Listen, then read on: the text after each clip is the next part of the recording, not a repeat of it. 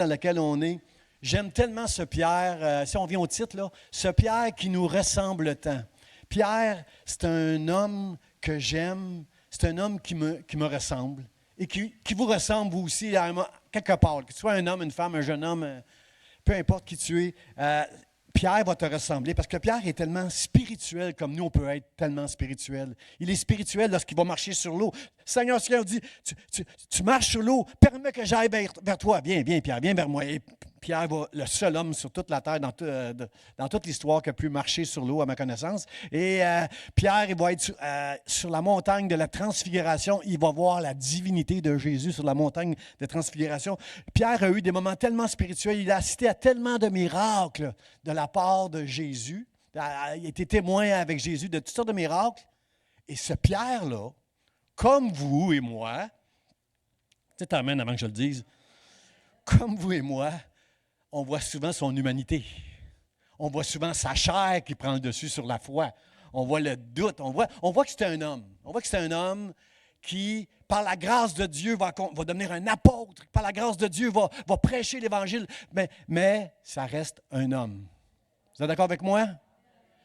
Quand on devient des chrétiens, on devient une nouvelle créature. Le Seigneur, à la croix, a effacé nos péchés, mais on reste quand même la personne qu'on était avant de venir à Jésus. C'est-à-dire qu'on reste une personne quand même humaine, avec des choses dans nos vies que Dieu va travailler, que la parole de Dieu va nous aider à écraser avec le temps. Mais on reste des êtres humains. On reste des personnes charnelles. Merci, j'ai deux amen. Merci, merci Edelyne. On reste des hommes et des femmes qui ont besoin de Dieu. C'est juste ça que je veux dire. On a besoin de Dieu. Si on va marcher, l'Esprit de Dieu en nous va nous aider à accomplir des grandes choses.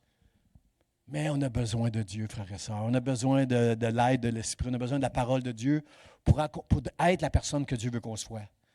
Pierre est devenu une personne extraordinaire à mes yeux, tout en restant tout au long de sa vie dans les Écritures, un être humain bien ordinaire.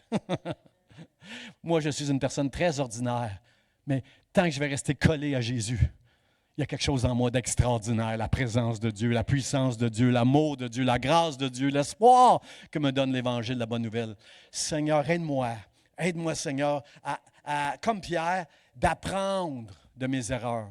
Pas essayer de faire semblant que j'en ai pas, moi, de problèmes parce que je suis chrétien maintenant. Bien sûr, les choses anciennes sont passées, toutes choses sont devenues nouvelles par la grâce de Dieu au travers de la parole de Dieu. Mais moi, j'ai besoin, combien on va le dire devant Dieu ce matin? J'ai besoin de changer. Change-moi, Seigneur. Transforme-moi, Seigneur. Je veux être comme toi, Jésus. Je veux rester collé à toi parce que moi, je suis un homme, je suis une femme, je suis faible. Mais Paul nous dit que c'est quand je suis faible que je suis fort. Qu'est-ce que Paul veut nous dire quand tu déclares que tu es faible? Dieu va te donner la force de passer au travers ce que tu traverses pour que tu lui donnes la gloire à lui et pas à toi. Et trop souvent, moi, j'ai vu des chrétiens sur ces pupitres, sur les estrades. Trop souvent, j'ai vu des chrétiens qui semblaient si parfaits, qui avaient l'air au-dessus de tout le monde, qui avaient l'air si doués, si extraordinaires. Mais non, frères et sœurs. C'est une grâce que je suis sur cette tribune parce que je suis un homme avec des faiblesses. Mais c'est par la grâce de Dieu que pendant 37 ans, ça fait 38 ans que je marche avec Dieu, 38 ans que j'ai découvert Jésus, puis il est encore avec moi. Puis il m'aide encore, puis il me change encore, puis je veux qu'il me continue à me changer encore. J'ai besoin de Dieu. Je suis un dépendant, moi. Je suis dépendant de ma femme, mais je suis dépendant de Dieu. Je l'aime tellement, frères et sœurs. Je l'aime tellement. Il est tellement bon pour moi. Amen. Je dis que je suis dépendant de ma femme parce qu'elle est tellement bonne pour moi. Mais comprenez, c'est autre chose là, quand je parle de Dieu. C'est merci Seigneur. Merci, je veux être comme Paul. C'est-à-dire, je veux être comme Pierre. Je veux avoir le zèle que Pierre avait. Seigneur, les combats que Pierre avait, je veux connaître moi aussi la grâce que Pierre a connue. Je veux l'avoir aussi dans ma vie. Seigneur, aide-nous. Aide-nous, Seigneur, à être des étudiants au travers de la vie de Paul. Dans cette série-là, on va se rendre jusqu'à Pâques, puis on va probablement dépasser Pâques. Aide-nous, Seigneur, à apprendre de tout ce que Pierre a pu saisir dans sa vie pour devenir un apôtre qui un jour a prêché, Seigneur, ta parole avec tellement de confiance et d'assurance. ce Pierre qui nous ressemble tant. Le texte qu'on va regarder ce matin, frères et sœurs, c'est dans Luc, chapitre 5, versets 4 à 6. Ça dit, dans ce texte-là de Luc, ça dit, ça c'est Jésus. Lorsqu'il eut cessé de parler, on parle de Jésus là, lorsqu'il eut cessé de parler, il dit à Simon, avance en pleine eau et jetez vos filets pour pêcher. Simon lui répondit, Maître, nous avons travaillé toute la nuit sans rien prendre. Mais, oh, j'aime les mais de la Bible, frère, je l'ai souligné. Ça va mal dans nos vies des fois, mais il y a toujours un mais. Il y a toujours quelque chose que Dieu peut faire pour toi. Il dit, mais, sur ta parole, tu me dis de faire ça, sur ta parole, je jetterai le filet. Et l'ayant jeté, ils prirent une grande, quelqu'un dit une grande. Ils prirent une grande quantité de poissons et leur filet se rompait tellement il y avait une grande quantité de poissons. Amen. Amen, frères et sœurs. Le contexte de ce passage-là, c'est Luc qui a écrit ce texte-là. Ici, il parle quelque part, il dit Simon, là, mais dans le même texte, dans le même chapitre, Luc va aussi appeler Simon Pierre. Donc, ce que j'ai prêché la semaine passée, c'est que c'est déjà arrivé là. Jésus a déjà rencontré Pierre, puis il lui a dit, je te connais, fils de Jonas. Pierre, fils de Jonas, je te connais. Simon, fils de Jonas, je te connais. Maintenant, ton nom, ça va être Pierre. Et ici on est, Pierre, il y a une entreprise de pêche. C'est un pêcheur. Il y a une entreprise, ils sont 2 barques. Je ne sais pas combien ils sont dans les barques, mais c'est des grandes barques. Ce n'est pas juste des barques, là, c'est pas un petit canot, là, mais c'est des grandes barques parce que c'est une entreprise de pêche. Alors, au cas où ils prendraient beaucoup de poissons, ce sont de grandes barques pour emmagasiner le poisson.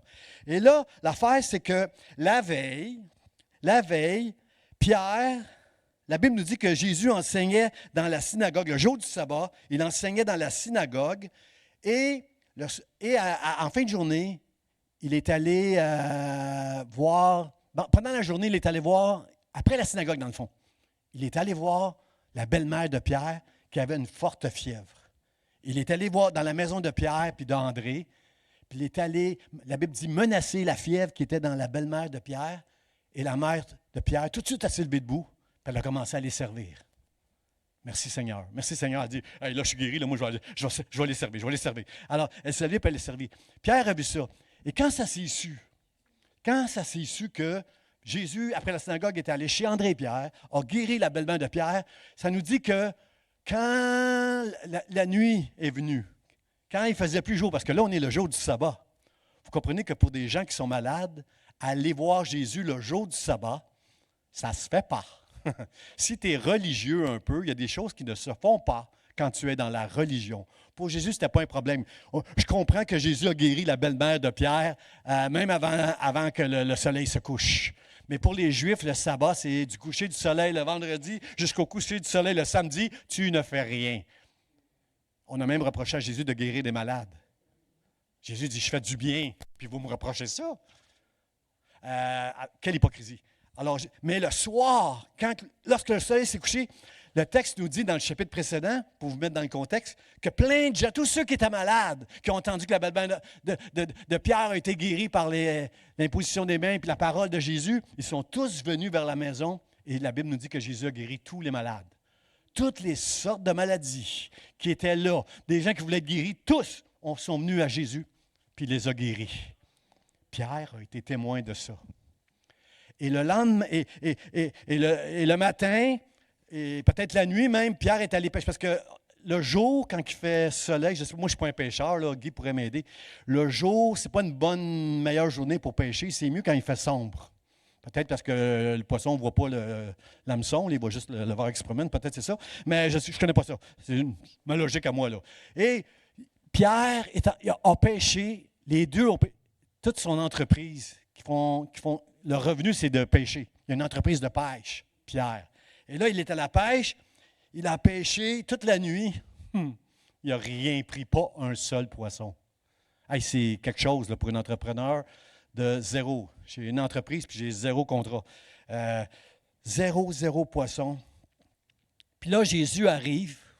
Ils sont en train de laver leur filet, parce qu'il y a plein de vases, mais il n'y a pas de poisson. Ils n'ont rien pris de la nuit.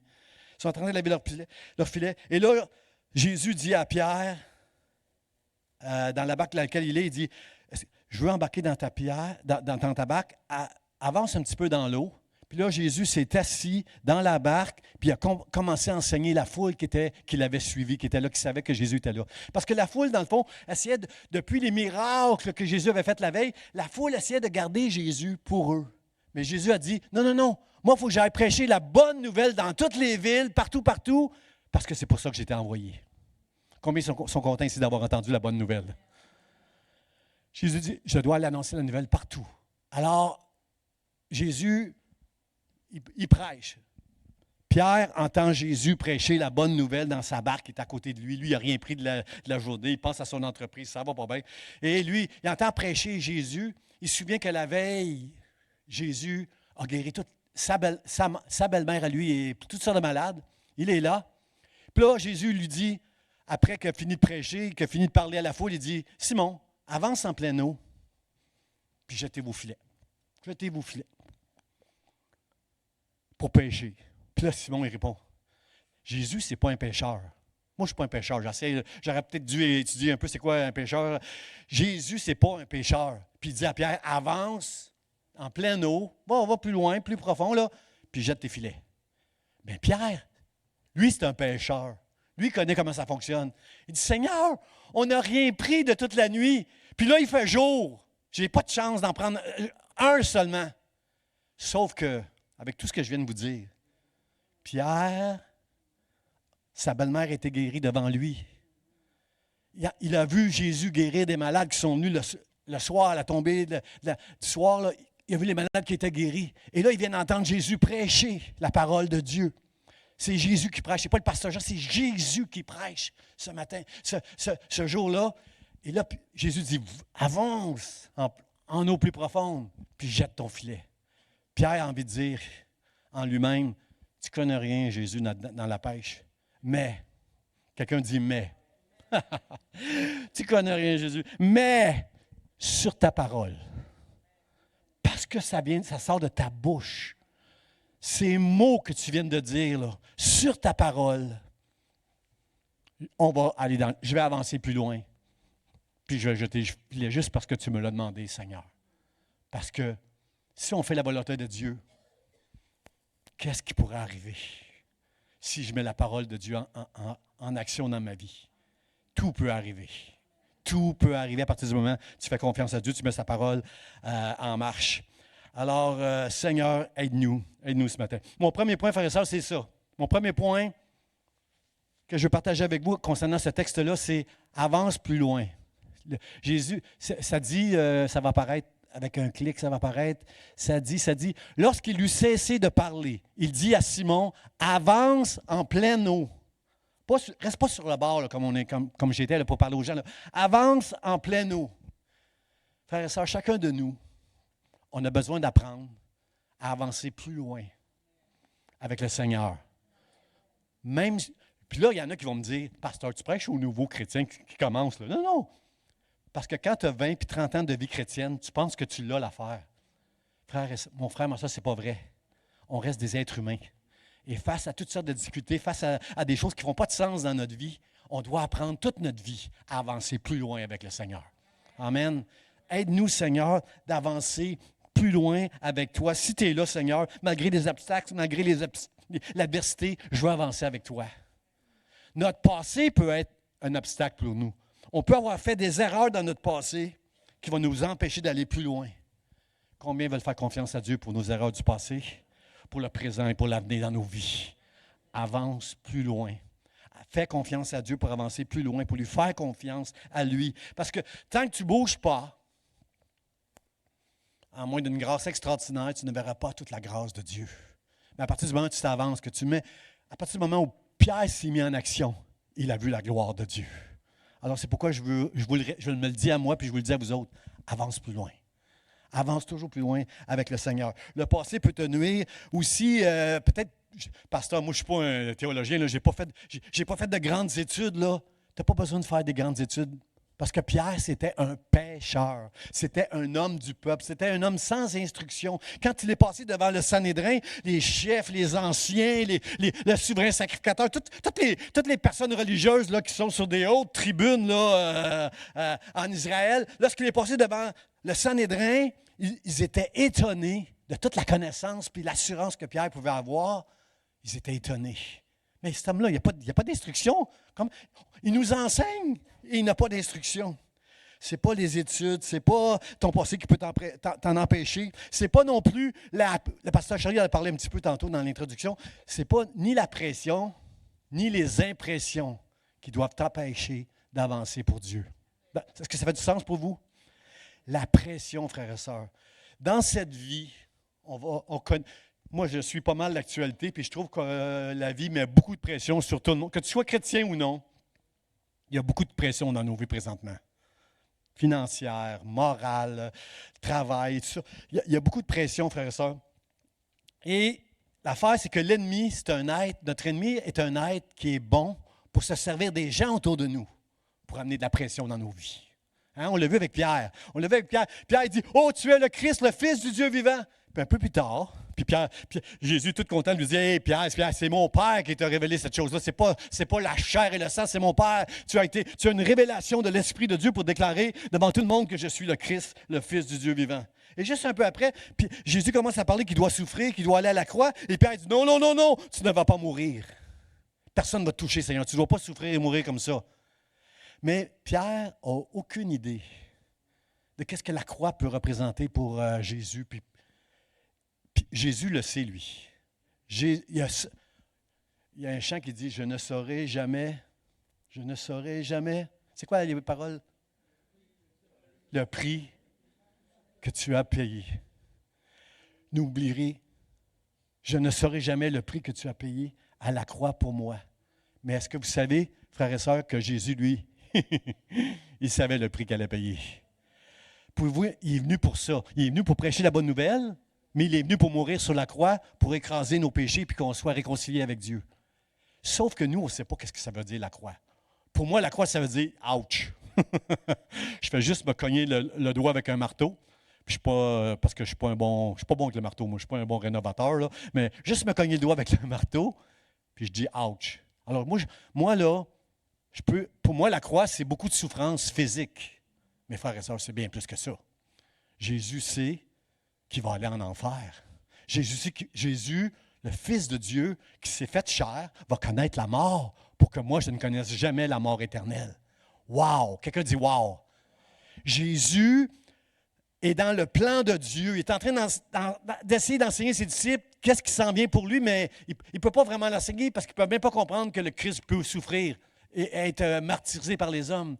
Mais Jésus sait toute la douleur, il sait tout le prix qu'il doit aller payer sur la croix, quelque chose que moi, je ne peux pas comprendre. Et pouvez-vous comprendre, frères et sœurs, que dans son humanité, Jésus, dans son humanité, pouvez-vous comprendre que la croix, c'est quelque chose de gros pour lui, même pour Jésus, c'est quelque chose de gros. Et il y a beaucoup de pression en lui par rapport à la croix. À Gethsémani, la Bible dit qu'il va suer des sueurs de sang tellement que c'est fort, c'est gros la pression. Et Jésus est là, il vit une pression par rapport à tout ce qui s'en vient. Et là, Pierre qui vient dire non, tu vas pas là. Mais ça, c'est le plan de Dieu. C'est pourquoi il va dire à Pierre, arrière de moi, Satan. En voulant dire, les hommes et les femmes qui me parlent et qui mettent de la pression sur ma vie ne sont pas possédés par Satan. Mais le diable se sert d'eux pour mettre de la pression dans ma vie puis dans ta vie à toi. Il y aura toujours une pression, mon frère, ma soeur, sur ta vie, toujours une pression. C'est pourquoi tu as besoin de Dieu ce matin. Tu as besoin de te confier totalement en Dieu. C'est ce que Jésus a fait jusqu'à son dernier souffle. Père, je remets mon esprit entre tes mains. Jusqu'à son dernier souffle, Jésus s'est confié en Dieu. Il y a aussi les impressions, frères et sœurs, les impressions. Ça, c'est un grand ennemi pour chacun de nous, les impressions. Les impressions, c'est qu'est-ce que tu penses. Ce que tu penses, ce n'est pas la vérité, mon frère, ma sœur. Les impressions que les gens ont de toi, ce n'est pas la vérité, frères et sœurs. Ce qui est important pour moi, c'est ce que Dieu pense de moi. Mais nous, les hommes, les femmes, on se laisse influencer parce que les gens pensent de nous. Et ça peut mettre ces fausses impressions peuvent mettre en nous une dépression, frères et sœurs. Moi, personnellement, lorsque j'écoutais des prédicateurs prêcher, je trouvais qu'ils étaient tellement talentueux, tellement doués, que je ne comprenais pas que Dieu m'appelle à aller apprendre à l'école biblique. Je ne comprenais pas parce qu'eux sont tellement doués, eux, ils sont tellement talentueux. Moi, je n'ai pas ça. Frère et sœur, ça, c'est des impressions. Quand tu penses que tu es trop petit, quand tu penses que tu es trop pauvre, c'est tous des arguments que Gédéon a dit à l'ange de l'Éternel quand il a dit « Vaillant héros, je suis avec toi. C'est toi qui vas délivrer mon peuple. » Moi, je suis trop petit, moi. Je suis trop pauvre, moi. Ben oui, je suis petit, je suis pauvre. Mais si Dieu est avec moi, qui sera contre moi, frères et sœurs? Alors, moi, je mets toute ma confiance en Dieu. Je veux mettre de côté les impressions qu'on peut avoir, frères et sœurs. Laisse pas les impressions que tu as t'abattre, te décourager. Mets ta confiance en Dieu. Amen. Regardez le texte qui nous dit ici, dans Exode chapitre 8, verset 1. Un jour, Dieu a dit à Moïse, Pharaon qui s'était sauvé de l'Égypte parce qu'il avait mis à mort un Égyptien, pendant 40 ans, il s'est sauvé, à l'âge de 40 ans jusqu'à 80, il s'est sauvé de l'Égypte pour ne pas être mis à mort. Et là, l'Éternel dit à Moïse, un homme de Dieu, il dit, va vers Pharaon. Ce roi tout-puissant, pas fin, qui a mis ton peuple en esclavage depuis 400 ans, qui veut ma mort, tu veux que j'aille vers Pharaon? Va vers Pharaon et tu lui diras, ainsi parle l'Éternel, laisse aller mon peuple afin qu'il me serve. Ça, c'est la plus grande qualité qu'on peut avoir, frères et sœurs. Ce n'est pas que tu sois pasteur, directeur, avocat ou je ne sais pas quoi. C'est serviteur de Dieu, la chose la plus importante dans ta vie. Que dans le ciel, Rebecca, on puisse t'appeler la servante du Seigneur, c'est la plus grande récompense qu'on peut avoir ici sur terre. Qu'on nous dise que Dieu, Jésus lui-même, lorsqu'on va rendre notre dernier souffle, vient nous recevoir à la porte du ciel pour nous dire, bon et fidèle serviteur, bonne et fidèle servante, entre dans la joie de ton maître. La joie que tu me donnes quand tu me sers. C'est ma motivation pour servir le Seigneur, moi. Juste de savoir que Dieu est dans la joie quand je le sers. Seigneur, aide-moi, aide-moi. Alors, il demande à Pharaon, il demande à Moïse d'aller vers Pharaon. Wow! Wow, frères et sœurs. Il va demander à Gédéon, avec juste 300 soldats, d'aller contre les Madianites, qui sont une multitude innombrable qu'on ne peut même pas compter. C'est comme le sable, ils sont partout. Et Gédéon doit aller délivrer Israël avec juste la foi qu'il a, que Dieu est avec lui. Amen. C'est une grâce, frères et sœurs, souvent d'avoir cette foi-là. Parce qu'en Israël, quand David s'est battu avec Goliath, il était le seul qui ne tremblait pas devant Goliath. Il était le seul. Tous les soldats, Saül tremblait, tous les soldats tremblaient. Et probablement, j'aurais fait partie des soldats qui tremblaient. Et David lui s'avance. Pourquoi? Parce qu'il se dit en lui, toi, tu viens avec moi avec ton javelot, ta grandeur, puis ta force. Moi, je viens contre toi avec l'Éternel qui est avec moi. Frère, c'est ça qu'on doit apprendre ce matin. On doit avancer profondément. On doit avancer profondément en sachant que Dieu est avec nous. En mettant notre foi en lui, dans sa parole. Seigneur, ça ne marche pas. Ça ne marche pas en ce moment dans ma vie. Il y a beaucoup de pression, il y a beaucoup de choses dans ma tête. J'ai des doutes, mais sur ta parole, je vais m'avancer. Amen. Je vais m'avancer sur ta parole, Seigneur. Aide-moi, Seigneur.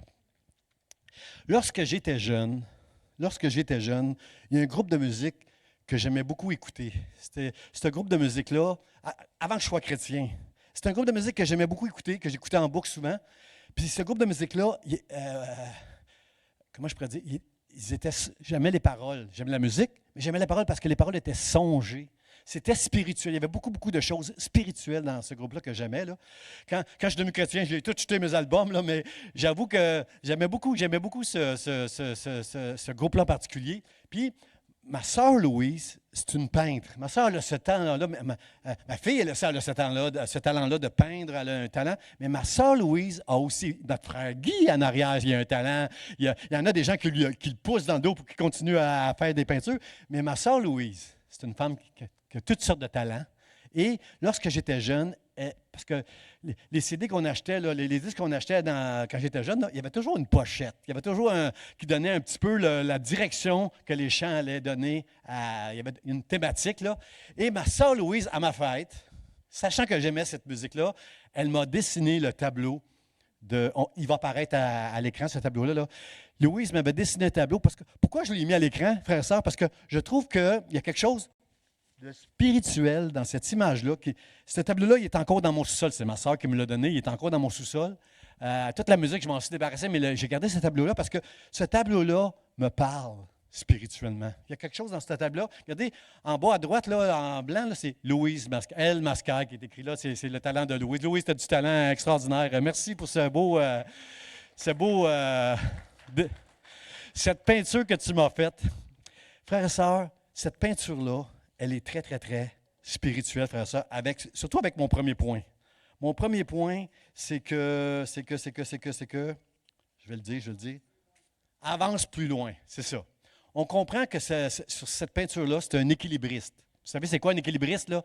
C'est quelqu'un qui avance sur un fil, puis avec un bâton, à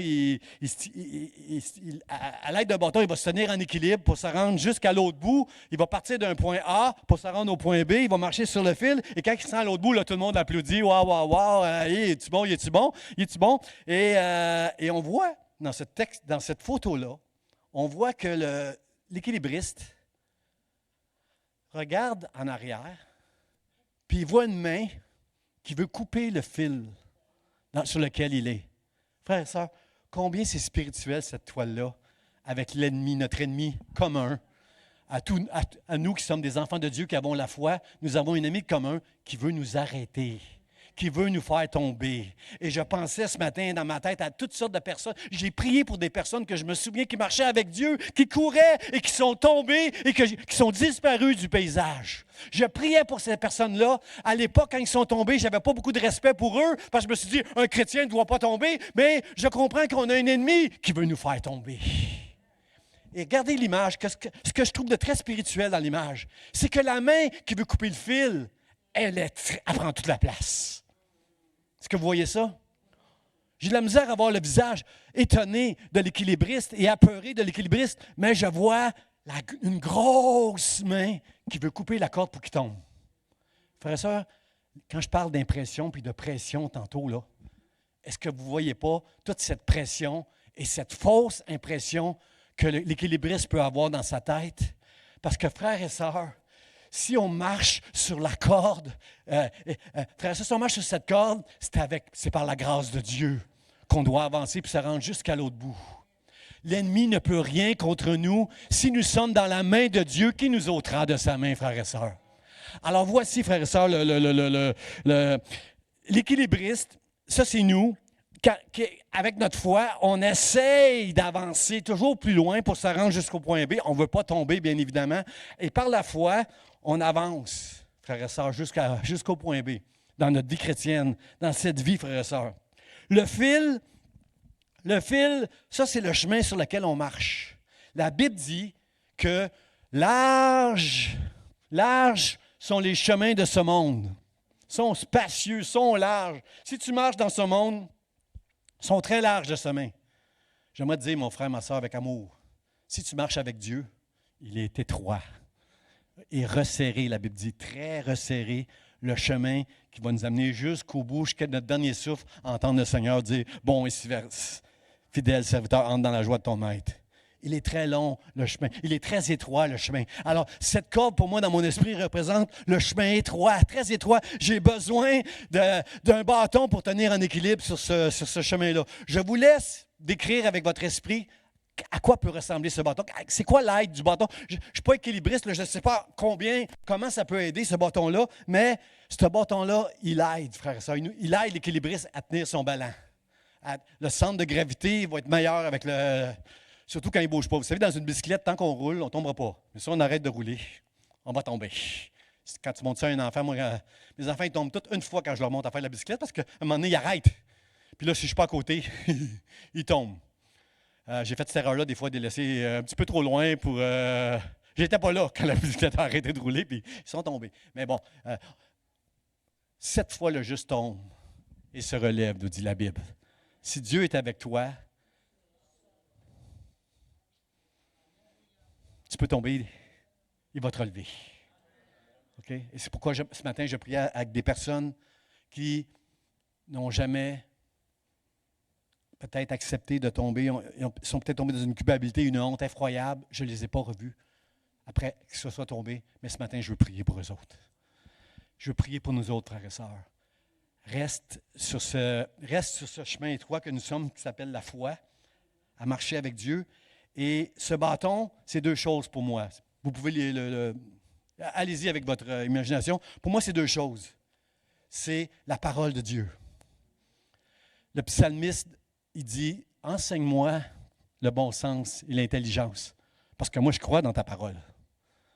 Moi, je crois que le bâton, c'est la parole de Dieu, puis le bon sens et l'intelligence que Dieu nous donne pour marcher sur ce chemin étroit qui s'appelle la foi. Est-ce que vous êtes avec moi? Voici l'erreur qu'il ne faut pas faire, frère et sœur. Voici l'erreur, là, il faut que je tienne mon micro, puis ça en même temps. Je vous reviens.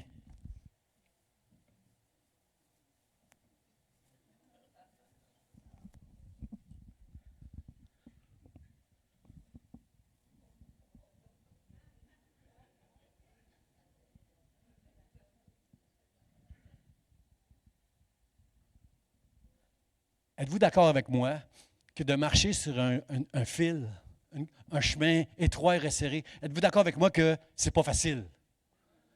Êtes-vous d'accord avec moi que ce n'est pas une bonne idée pour l'équilibriste de regarder en arrière cette main qui menace de couper le fil? Êtes-vous d'accord avec moi que ce n'est pas une bonne idée parce que déjà, de tenir sur un fil, c'est déjà un exploit. Ça prend, je suppose que ça prend beaucoup de pratique pour l'équilibriste pour rester sur ce fil-là, même avec le bâton. Et de voir cet équilibriste avec le bâton qui regarde en arrière, je me dis, wow, tu ne t'aides pas là, en regardant cette main qui menace de te couper. Parce que cette main-là, frères et sœurs, c'est une pression et une impression que l'ennemi veut mettre dans ta tête qui peut te faire tomber, qui peut t'arrêter. Frères et sœurs, c'est pas vrai, c'est pas vrai. Parce que moi, Jésus est en train de dire à Pierre, « Pierre, avance plus loin, avance en eau profonde, puis tu vas voir, puis jette le filet.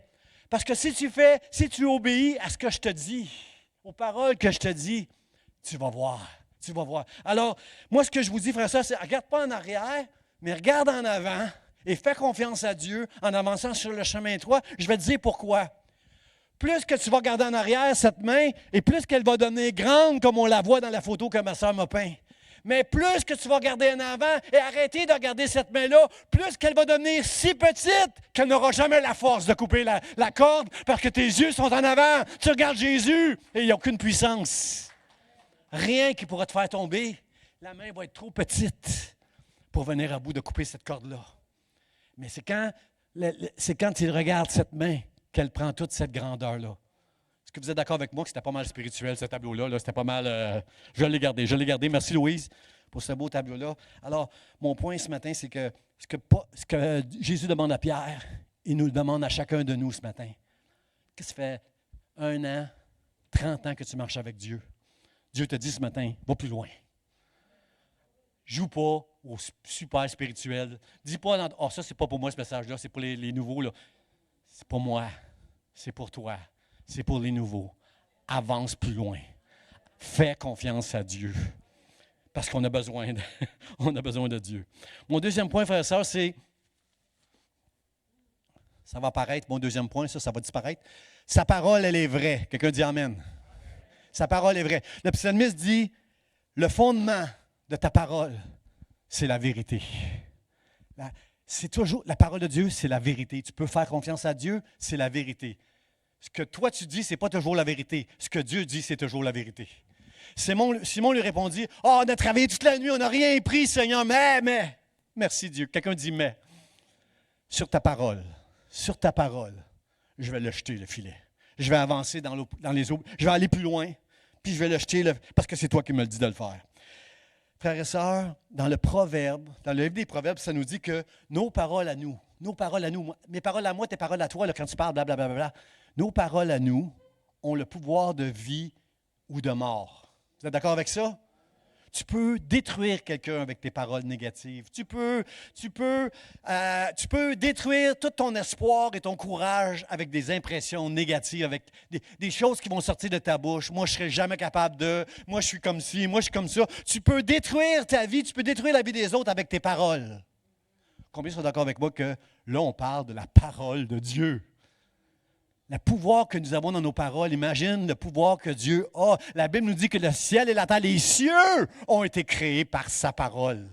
Dieu dit et la chose arrive. Il y a un centurion qui est venu voir Jésus, à un moment donné, un chef romain, parce que son serviteur était malade, puis il a entendu parler de Jésus, puis il est venu vers Jésus, puis il a dit, « Seigneur, mon serviteur est malade, viens le guérir. » Puis Jésus dit, « Oui, je vais aller chez toi. » Puis il dit, « Non, non! Viens pas chez moi, je ne suis pas assez digne que tu rentres chez moi. Mais moi, je suis un chef chez les Romains. Moi, j'ai des serviteurs. Je leur dis, fais ça, je ne regarde pas, je sais qu'ils vont le faire parce qu'ils ils obéissent aux ordres. Et moi, je sais que tu es le Seigneur, le roi de tout l'univers. Dis seulement un mot, puis mon serviteur va être guéri. Quelle foi, frères et sœurs! Dis seulement un mot.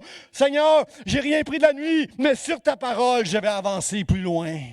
Je vais te faire confiance. Et combien sont d'accord avec moi qu'il a bien fait de faire confiance à Dieu? Il a tellement bien fait de faire confiance à Dieu. Tu ferais bien de faire confiance à Dieu. Tu fais bien de faire confiance à Dieu. La Bible nous dit que la foi vient de ce qu'on entend. Et ce qu'on entend vient de la parole, frères et sœurs. Ce matin, si tu as la foi, c'est parce que tu as entendu la parole de Dieu. Frères et sœurs, notre Église a fait un don il y a j'en ai parlé dans le mot du pasteur, on a fait un don à la Société biblique canadienne il y a quelques mois et j'ai reçu plein de témoignages. La Société biblique canadienne, ce qu'ils font avec notre don, c'est qu'ils offrent gratuitement, ils vont dans des pays où c'est difficile d'avoir une Bible. Et ils l'offrent gratuitement. Ils ont donné 500 000 Bibles à travers tout le Canada et il y a 28 pays où ils vont apporter des Bibles à les gens. Et j'ai entendu toutes sortes de témoignages. J'ai entendu une femme, comme moi, qui me fait penser à moi, là. Elle est plus vieille que moi, mais elle me fait penser à moi parce qu'elle dit, la première fois que j'ai lu la Bible, j'ai compris. C'était une immigrante qui est arrivée au Canada et en Colombie-Britannique, on lui a offert, la Société canadienne, la Bible canadienne a offert une Bible à cette femme-là. Je ne sais pas quel âge qu'elle avait à cette époque-là. Mais aujourd'hui, cette femme-là, elle a 99 ans dans l'article que j'ai lu. 99 ans, elle dit, quand j'ai reçu cette Bible, quand je suis arrivé au Canada, j'ai reçu cette Bible, j'ai lu et j'ai compris que Jésus m'aimait. Et ce que j'aimerais dire maintenant, c'est qu'il n'a jamais arrêté de m'aimer. Il a toujours été avec moi. Combien j'aime mon Seigneur et mon Sauveur. Parce qu'elle a lu la parole, frères et sœurs. Si mes paroles à moi peuvent avoir un effet sur les gens, imagine la parole de Dieu qui est vérité comme fondement, l'amour, le salut éternel de ton âme. Dieu veut te sortir de ce monde de fous qui veut t'écraser. Dieu veut briser la pression et les impressions qui peuvent être autour de toi dans cette vie de fou parce qu'il t'aime. Il veut que tu avances, mon frère, ma soeur. Il veut que tu crois que sa parole est vraie. Sur ta parole, je jetterai le filet. Les cieux, frères et sœurs, ont été faits par la parole de Dieu. Alors, moi, je veux mettre ma confiance en Dieu. Je veux mettre ma confiance en Dieu. Seigneur, merci pour ta parole qui me sauve, qui guérit, qui me change, qui me transforme, qui me donne tout l'espoir. Merci, Seigneur, pour ta parole. Mon dernier point, frère et sœur, pourquoi c'était une bonne idée que Paul avance en pleine eau puis jette le filet? Regardez, j'aime mon titre. L'obéissance rime avec abondance. Vous êtes d'accord avec ça? L'abondance, c'est un mot qui rime avec l'obéissance. L'ayant jeté, ils prirent une grande quantité de poissons et leur filet se rompait. Tellement qu'il y avait de poissons, les filets de pêche, les filets que Paul lavait parce qu'il était plein de vases et qu'il n'avait rien pris, maintenant, c'est un autre problème. Il va être obligé de désarranger parce qu'ils sont rompus à cause de la grande quantité de poissons. Frères et sœurs, j'aime le mot rompu. Ceci est mon corps, livré pour vous. Jésus a rompu, au dernier soupier, a rompu le pain. Frères et sœurs, j'aime ce mot-là, rompu. Quelle puissance quand on obéit à Dieu, frères et sœurs. Même ses amis, on ne l'a pas lu ce matin, mais lorsque Pierre a lancé le filet, a jeté son filet, puis c'était plein de poissons, puis le filet se rompait, il a appelé ses amis, l'autre barque, venez nous rejoindre, on a plein de poissons ici. L'autre barque est venue, puis eux autres aussi, il y avait Jean dans la barque, puis un autre. Il y avait, les filets étaient pleins aussi dans l'autre barque. La bénédiction que Dieu va te donner à toi, parce que tu as cru et tu as obéi. Toute l'abondance que tu vas connaître dans ta vie, les gens qui t'entourent, tes proches vont aussi connaître cette abondance-là. Et vont vouloir venir au Seigneur, eux autres aussi. Je l'espère de tout mon cœur. Et il y a cette abondance-là, qui a pris place. Rompue, frères et sœurs. C'était trop lourd. Quel symbole qu'on peut voir là-dedans, frères et sœurs. Moi, je me souviens de ce passage dans la Bible où les apôtres sont là, Jésus est là, il y a 5000 hommes, on ne compte pas les femmes et les enfants, il y a 5000 hommes, puis Jésus va rompre 5 pains. Puis il va nourrir 5000 hommes avec ces 5 pains-là, à part des hommes. Ils n'ont même pas compté les femmes et les enfants. Avec 5 pains, il va nourrir 5000 hommes, frères et sœurs. Qu'est-ce que Jésus a fait? Il a dit à la foule, asseyez-vous. Il a rendu grâce à Dieu pour ces 5 pains. Et quand il a rompu, quelqu'un dit rompu, il a rompu le pain, il en a mis des morceaux dans les paniers, dans les 12 paniers, puis ils ont nourri 5000 hommes à part les femmes et les enfants. Pourquoi? Parce que le pain, ces pains-là ont été rompus.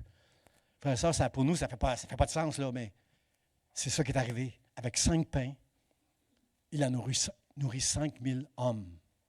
Maintenant, frères et sœurs, est-ce que ça fait du sens que, quand je dis le mot abondance, est-ce que ça fait du sens pour vous? Nourrir juste toute l'Église ici là, avec 5 pains, là, j'y arriverai pas. 5000 hommes qui l'ont nourri. Il y a de l'abondance à juste faire confiance à Dieu. Imaginez, Jésus dit, ceci est mon corps rompu pour vous. En parlant de son propre corps, lorsqu'il brisait le pain au dernier souper à Pâques avec ses disciples. Ceci est mon corps rompu pour vous. Frères et sœurs, suivez-moi là, si avec 5 pains, Jésus a réussi à prouver à la foule et aux apôtres quelle abondance qu'il y a par la puissance et la grâce de Dieu. Imaginez l'abondance, la puissance, la bénédiction qui va venir sur nous parce que là, c'est le corps de Christ, le pain de Dieu, qui a été rompu. Je n'ai pas réussi à vous exciter beaucoup, là. Mais moi, ça m'excite beaucoup, là, de savoir que si 5 pains rompus, on peut nourrir 5000 personnes.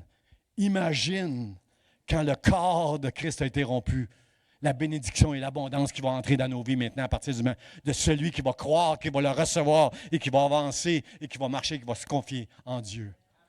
Quelle bénédiction, frères et sœurs.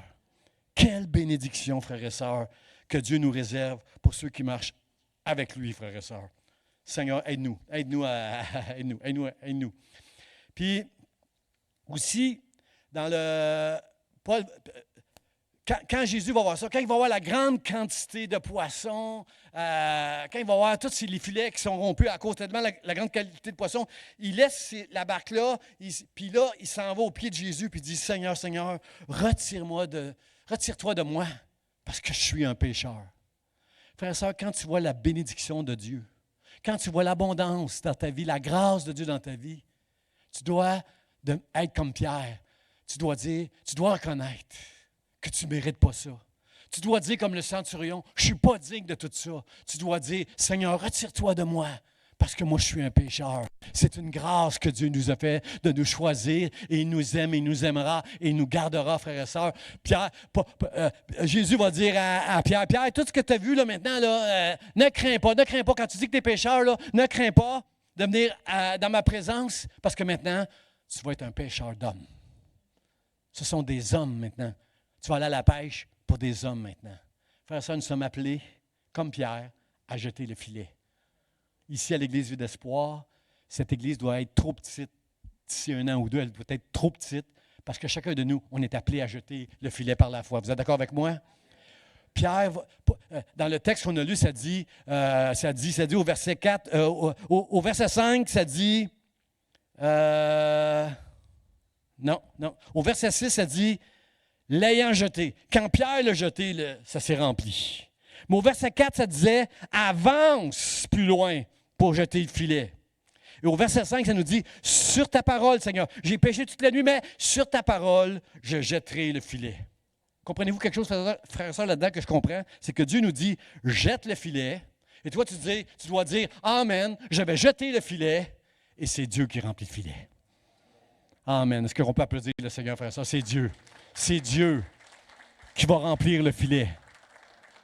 Moi, tout ce que j'ai à faire, c'est de croire que Dieu m'appelle à jeter le filet. Je le jette, puis Dieu va le remplir. Si tu sers le Seigneur ce matin, tu dois mettre ta foi que c'est Dieu qui va remplir. Pierre a saisi qui était Jésus, frères et sœurs. Il a saisi qui il était. Le jour de la Pentecôte, alors qu'il était rempli du Saint-Esprit, Pierre s'est avancé devant la foule à Jérusalem. Il a prêché, puis il a pris 3000 poissons, 3000 âmes dans ses filets en prêchant la parole. Quand ils ont entendu Pierre, ils ont dit, Pierre, qu'est-ce qu'il faut qu'on fasse pour être sauvés? Repentez-vous, faites-vous baptiser et vous recevrez le Saint-Esprit. 3000, les filets se sont rompus. Je serais très heureux et si 3000 personnes s'ajoutaient à l'Église dans même une journée, là, ça serait d'ouvrage. Hein? Ça serait d'ouvrage. Nicole, Pasteur Charlie, on a de l'ouvrage. Si 3000 âmes venaient du jour au lendemain. Mais c'est ça. On est appelés, nous, juste à croire qu'on a juste à lancer le filet. Et quand on va le lancer, c'est Dieu qui va le remplir. Amen. C'est pas toi. C'est pas tes grands talents et tes grands dons, comme je pensais, moi, quand j'écoutais des prédicateurs. C'est la grâce de Dieu. Tout ce que j'ai à faire, moi, c'est, en tant que serviteur, c'est d'obéir à Dieu. C'est de tomber en amour avec la parole de Dieu. C'est de jeûner, de prier, comme on va le faire cette semaine, et recevoir en moi la présence de Dieu, la gloire de Dieu en moi. Entendre Dieu me parler, c'est la chose la plus merveilleuse qui peut m'arriver dans ma vie, dans ta vie. Entendre Dieu. Seigneur, aide-nous. Seigneur, aide-nous. Le mot de la fin, frères et sœurs. Le mot de la fin, c'est « Et ayant ramené les barques à terre, ils laissèrent tout. » Quelqu'un dit tout. Et le suivirent. Le problème, frères et sœurs, avec la foi, c'est d'arriver à tout laisser. Pierre a laissé son entreprise. Il a laissé tout il a tout laissé dans cette vie pour suivre le Seigneur. Dieu ne nous demande pas de laisser notre travail ce matin, notre entreprise. Ce qu'il nous dit, c'est laisse toutes les choses qui sont précieuses pour toi dans ce monde pour me suivre moi. Frères et sœurs, l'apôtre Pierre, la bonne nouvelle dans ce texte-là, la bonne nouvelle, c'est que quand Pierre, c'est un entrepreneur de pêche, ce qu'il veut, lui, c'est attraper du poisson pour manger, faire manger sa famille, puis faire un peu d'argent avec ce qu'il va vendre aux autres. Pierre, c'est un entrepreneur. Les filets sont pleins. Ces filets seront plus tellement qu'il y a de poissons. Il appelle l'autre barque, puis Jean arrive avec d'autres. Les filets, eux autres aussi, sont pleins. C'est l'abondance, les filets seront. Qu'est-ce que Pierre fait rendu au bord de l'eau? Il n'est pas en train de compter les poissons. Il lâche les poissons, puis il s'en va vers Jésus, puis il dit, « Seigneur, je suis un pécheur. » Mon frère, ma soeur, ce qui est plus important dans notre vie, ce n'est pas les miracles que Dieu va faire. C'est Jésus, le plus grand miracle. Je connais Jésus. Jésus est avec moi. C'était pas les poissons. C'est pas les poissons. Parce qu'il a tout laissé à partir de ce moment-là pour aller vers Jésus. Parce qu'il a compris que Jésus, c'est l'homme de la parole. Ce que Jésus dit, ça va s'accomplir. Ce que la parole déclare, c'est la vérité. Alors, c'est pas les poissons. Gardez-les, les poissons, vous autres. Moi, je laisse tout. Puis je veux suivre Jésus. Frère Jésus. Mes frères et sœurs, si on veut suivre Jésus, on va avoir un ennemi. On va avoir un ennemi toute notre vie qui va vouloir nous arrêter. Mes frères et sœurs, plus que je vais regarder en avant, moins que l'ennemi va prendre de la puissance dans ma vie. Les doutes, les craintes, ça fait partie de la vie, c'est normal. Dites-moi pas, n'aie pas de doute, pasteur, n'aie pas de crainte. Dites-moi pas ça. Ce que je veux entendre, c'est mets tes yeux sur le Seigneur. Dieu est le Tout-Puissant. Et je veux continuer à marcher sur le chemin étroit, frères et sœurs. Et la plus grande miracle, frères et sœurs, dans ma vie, c'est de connaître Dieu, puis de savoir que Dieu est avec moi. Alors, mon frère et ma sœur, continue d'avancer. Continue d'avancer sur le fil, en tenant l'équilibre avec la sagesse que Dieu te donne et en mettant ta foi dans sa parole. Et tu vas te rendre jusqu'à ton dernier souffle. Et tu vas entendre Jésus qui te dit, « Bon, fidèle serviteur, fidèle servante, entre dans la joie de ton maître maintenant. » Dans le nom de Jésus. Amen. Je vous invite à vous lever, frères et sœurs. J'aimerais ça qu'on chante le chant encore. « Mon seul abri, c'est toi. » Il y en a un autre peut-être, là, mais celui-là, là, je l'aime tellement. Frères et sœurs, c'est Jésus. Toute cette abondance Je bénis Dieu pour toute l'abondance qu'il peut me donner, pour toute la bénédiction qu'il peut me donner, pour toutes les guérisons que j'ai connues dans ma vie. Je bénis Dieu pour toutes ces choses-là. Mais la plus grande chose dans ma vie, aujourd'hui, c'est de déclarer « Je connais Jésus. Il est avec moi. » Frère et sœur, c'est mon seul abri. C'est mon refuge. C'est mon Dieu. Amen. Est-ce que vous êtes avec moi pour chanter au Seigneur? Mon seul appui, c'est toi. Mon seul abri, c'est toi.